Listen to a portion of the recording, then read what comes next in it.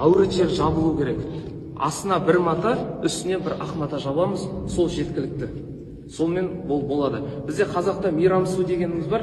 Кісі дүниеден кеткен кезде бірінші ауратын жуады, истинжа, және де дәретін алдырып, солайынан оң жаққа жатқызып кетеміз. Екінші күнге жаназа шыққанға дейін.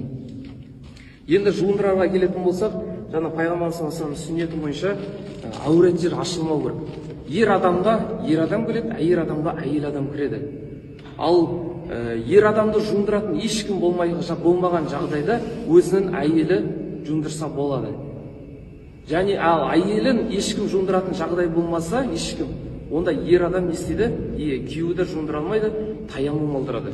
Таяммумды білесіздер, екі қол қағамыз, бірінші жаңа оң қолына, содан кейін екінші сол қолына, үшінші қайтадан құмға ұрып, бетіне не аламыз. Осы таяммум. Осымен таяммум аяқталады әйел кісіге. Ешкімі болмаса жуындырады. Ал болған жағдайда әйел кісілер болса айтып отырса болады. Былай жасайсыз, былай жасайсыз деп. Ал енді ер адам болатын болса, әйел кісі жуындырса болады. Егер кісі авария болады, Құдай сақтасын, болады ондай жағдайлар. Жаңа денесі болады, аяғы, дене мүшелері болмай қалуы. Сол уақытта барынша жуындырамыз. Ал егер денесі шашылып кеткен жағдайда жинаймыз, жинап жуамыз. Ал егер ондай болмаған жағдайда суға аламыз ба, тұманмен, ожаумен. Оған былай сілкеп суға сілкейміз. Жаңа мүшелеріне, шашылған мүшелеріне шашып сілкейміз осылай. Болды, сонымен аяқталады. Енді бірінші әурет жер жабылады.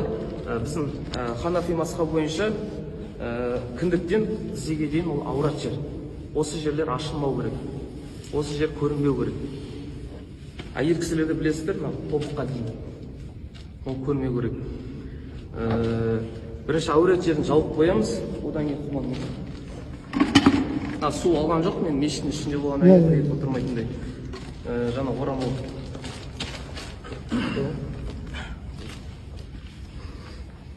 Әуретті жуған кезде оң қолмен жумаймыз, сол қолмен жуамыз. Орап аламыз, қолымызда перчатка болады, және оны сол қолымызға орамалды орамызда сабынды егер шашына ғана қолдансақ болады, денесіне міндетті емес сабын қолдануға. Бірінші ғана құямыз, одан кейін әурет жерін құйып тұра береміз, құйып тұра береміз. Осылайынан астын жуылады. Бұл бірінші истинжадан басталу керек. Осы истинжа бірінші. Содан кейін мынау несі көтеріледі. Денесін көтереміз, қатты көтермейміз. Былайынан жеткілікті шамалы көтерсек. Және ішін басуымыз керек. Осылай басамыз, және оны тазалап жуып аяқтаймыз. Осы жер жуып болғаннан кейін басталады. Одан кейін дәретін алдырамыз. Ең бірінші дәрет алыну керек. Истинжа алынды, одан кейін дәрет. Біз өзіміз тазаланатын болсақ, осыл алатын болсақ, бірінші қолымыздан бастаймыз. Бірақ мәйіт қолдан басталмайды, бірінші не? Жүзінен басталады. Жүзінен басталады. Бірінші бет, содан кейін екі қол, содан кейін екі аяқ. Одан кейін шашын сабындасақ болады. Шашы болған жағдайда сабындалады. Бірінші осыл сабындалаймыз. Сабындап, кішкентай матадан кесіп алайын.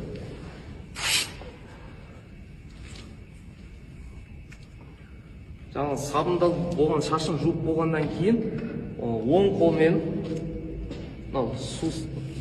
екі саусақтың біреуімен мұрынды жуамыз.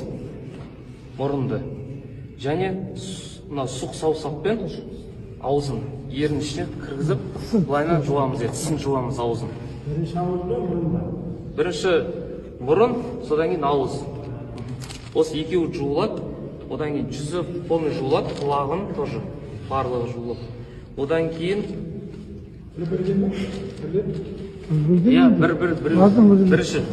бір рет жуып парыз болады. Егер бірінші рет жуып тазаланбаған жағдайда екі рет, үш рет жуып сүннет амалға. Одан кейін оң жақты жуамыз бірінші. Оң жақты. Мысалы, жаңағы бас жуып болдық, одан кейін оң жақты жуамыз. Бұлар қисайтып оламыз. Оң жақ қолдан кетеміз.